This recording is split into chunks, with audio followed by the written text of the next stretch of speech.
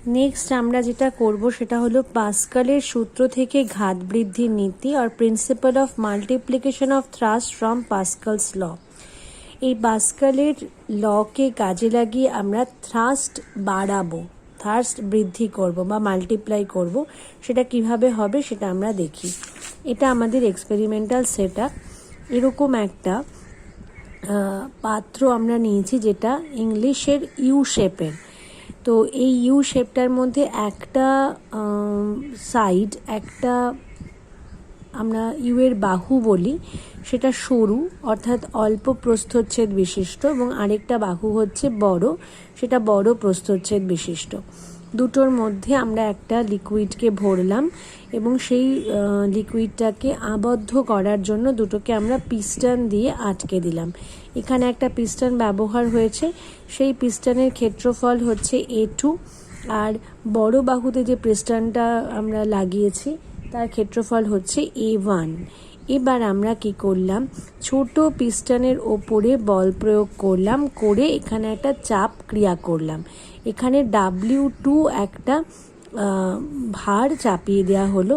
এটা একটা বলের কাজ করছে, তার ফলে এই A2-র উপরে একটা চাপ প্রযুক্ত হবে। সেই চাপ, সেটা নিম্ন চাপ হবে, সেটার মান হবে W2/A2।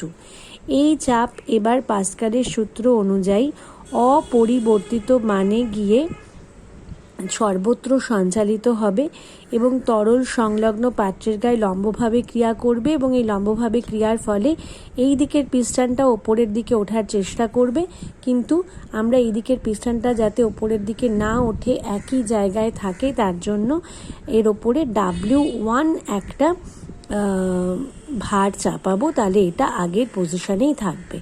তাহলে এবার আমাদের যেটা আলোচনা, মানে যেটা আমরা করতে চাইছি, সেটা হচ্ছে W2 কম ঘাত প্রয়োগ করে এখানে যাতে আমরা বেশি ঘাত পাই তার ব্যবস্থা আমরা করতে চাইছি। তা সেটা কিভাবে হবে সেটা দেখি। দেখো, প্রযুক্ত চাপ P হচ্ছে W2/A2। এবার এখানে যে ঘাত প্রযুক্ত হবে সেটা হবে ওই চাপ অপরিবর্তিত মানে সঞ্চালিত হয়েছে, তার সাথে এই ক্ষেত্রফল গুণ করে আমরা এখানকার ঘাতটা পাবো। তাহলে এখানকার ঘাত যদি W1 হয়, সেটা হবে চাপ ইন্টু ওই পিস্টনের ক্ষেত্রফল। এবার পরিষ্কার এখান থেকে দেখা যাচ্ছে যে A1 যেহেতু A2-র থেকে বড়, সেজন্য W1টা W2-র থেকে বড় হবে। যদি ধরে নিই যে A1 A2-র 10 গুণ, তাহলে W1 W2-র 10 গুণ হবে।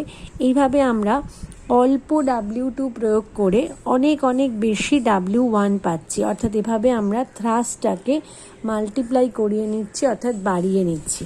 এবার এইভাবে আমরা থ্রাস্ট অর্থাৎ প্রযুক্ত যে বল সেটাকে বাড়াতে পারি। অল্প বল প্রয়োগ করে এখানে আমরা বেশি বল পাচ্ছি।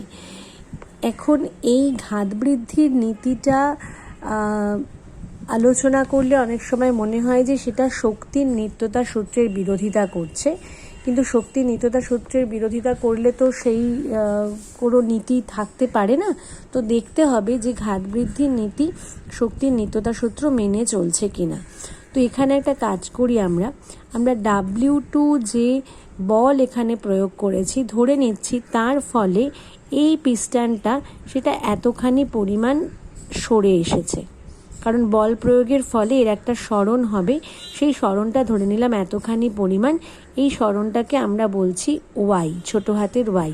তাহলে এইটুকু জায়গায় যতখানি তরল ছিল সে তো এখন আর এখানে থাকতে পারবে না। তাহলে এইটুকু জায়গায় কতখানি তরল ছিল, এর প্রস্থচ্ছেদ হচ্ছে A2 আর এর দৈর্ঘ্য হচ্ছে Y। তাহলে এখানে A2 × Y পরিমাণ তরল ছিল। সেই আয়তনের তরল এই বাহু থেকে বেরিয়ে এই দিকে চলে আসবে। তাহলে খানিকটা আয়তনের তরল এই বাহু থেকে এই বাহুতে চলে আসলে A1 পিস্টনটা ওপরের দিকে উঠবে।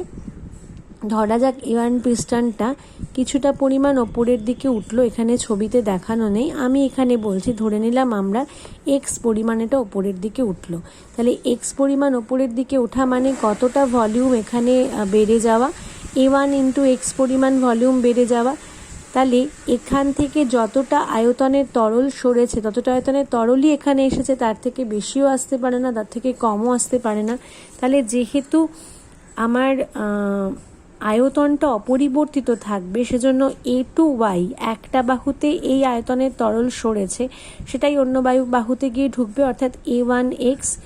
এছাড়া এখানে যখন এই পিস্টনটা Y পরিমাণ সরেছে, তখন এই W2 বল দ্বারা কৃতকার্য কত হবে?